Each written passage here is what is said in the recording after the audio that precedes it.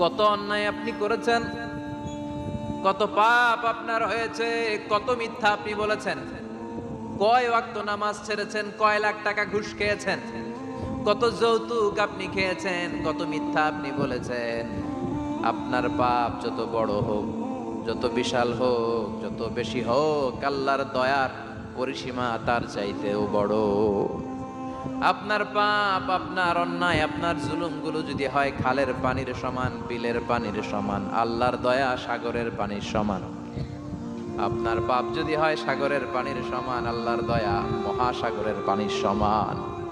আপনার পাপ আর অন্যায় যদি হয় পাহাড়ের সমান, আল্লাহর দয়া আকাশের সমান।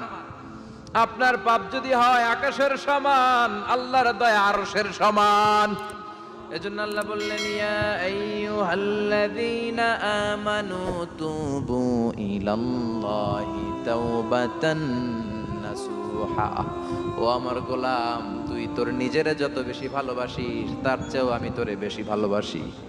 তোর বাবা মা তোরে যত বেশি ভালোবাসে তার চেয়েও আমাদেরকে বেশি ভালোবাসে কে?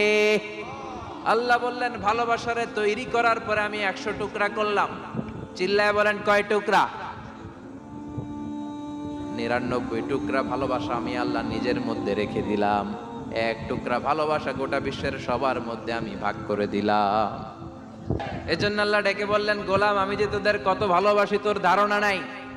চোখের পানি ছাড়, গুনার কথা স্মরণ কর, তওবা কর। তওবার মতো তওবা করলে সব গুনাহ মাফ করে দিতে পারে কে?